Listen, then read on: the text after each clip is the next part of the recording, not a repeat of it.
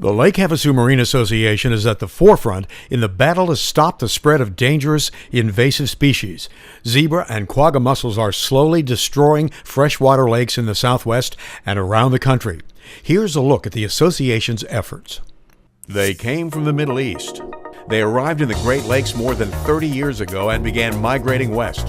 Quagga and zebra mussels are invasive species that have done great damage to America's lake and river resources.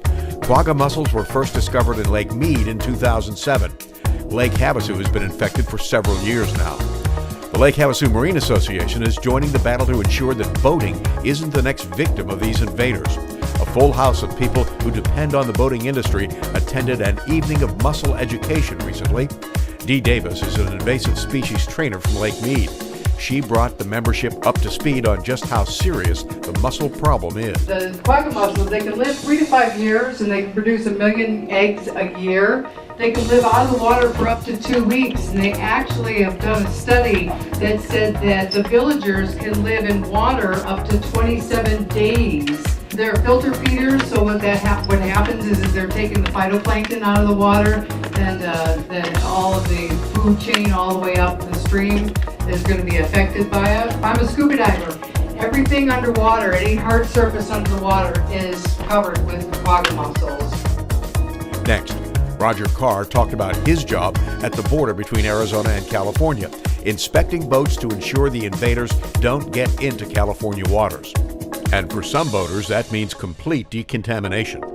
Cleaning can mean anything from moving water, debris in that manner. The 200 boats is the ones that are actually found mussels on, and these are confirmed quagga mussel or zebra mussel finds, where they have to be decontaminated at that point. The Marine Association, along with other agencies, is spearheading an effort to educate boaters with launch ramp signage and special stickers that show that the boater is up to speed on the mussel problem and takes simple precautions to keep these pests in check. You can help by being aware of the problem and how to slow the spread of these destructive marine creatures. Marine Association Executive Director Jim Salscheider shares the simple steps in stopping the spread of mussels. So the protocol that we're trying to follow is what the border inspectors would like to see. So they will engage the driver and walk to the back of the vehicle and first look at the hitch area. Now it's important where we put the sticker. This is oversized, but on my trailer it would go right here. Or if it doesn't work there, it could go right here because it's only about this long. Worst case is it could go right here. Point being that we want the inspector to be able to see it as they're walking on the driver's side of the vehicle. Now they're going to first check this area for weeds or anything else, but if they see the sticker, then they know that you know what it is you're supposed to do. They will then ask you about your anchor. This is where most of the mussels are found. So on your anchor, you're going to want to clean the anchor and the rope. So this is a box anchor, which is the easiest one to clean. I use vinegar and water. That's reasonably effective. That's more effective than water. Or if you use something like hot sauce, you could use that. Spray your anchor down thoroughly. Your chain, if you use chain, and the portion of the rope that was in the water. Wipe it down thoroughly, and if you use a chemical like this, it will help. So then they will walk down the side of your boat and they'll feel the side of the boat to make sure that it's not crusty. If it is crusty, that may mean veligers, which are the baby mussels that don't have a shell yet, are hanging in there. So if that's clean, they'll then proceed to the back of the boat and they'll look at your motor.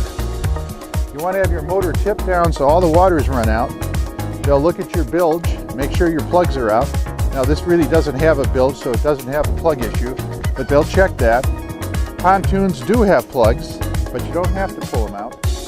But things to watch: wipe down your outdrive thoroughly, especially all the way down to your prop and your skeg. This whole area in here, and they like little cracks and corners. So if you have a little plate like I have here for my Speedo, wipe that area carefully. And the best way to do it is just spray that vinegar and water on it and wipe it down. They will then walk over to the other side and make sure there's no weeds on your trailer anywhere. And if everything's clean, you're good to go. Now, if you're a fishing boat, live wells need to be dry. And it helps to have your lids up because that helps dry them as you drive. In any case, they will get into your boat to make sure those live wells are dry. If you don't have your anchor out, they have to climb in your boat. And the worst place to put it is back where you store your anchor, because that's a likely place where there's some dampness and therefore there may be some veligers, the baby mussels. One of the things you want to make sure of is do not put a tarp on your boat, because going from the launch ramp to whatever station you're going to cross at, first of all, it dries on the way, and you want the sun and the air to dry things. And second of all, they have to take the tarp off, which takes time, then climb under there and look everywhere to see if there are any mussels. So what we're trying to do here is do the right thing. It is the right thing to do, and to make sure that we have a clean and dry boat that's been thoroughly wiped out. Be a part of the war on mussels. Secure a mussel sticker for your boat trailer. Log on to the Marine Association website. And remember, don't move a mussel.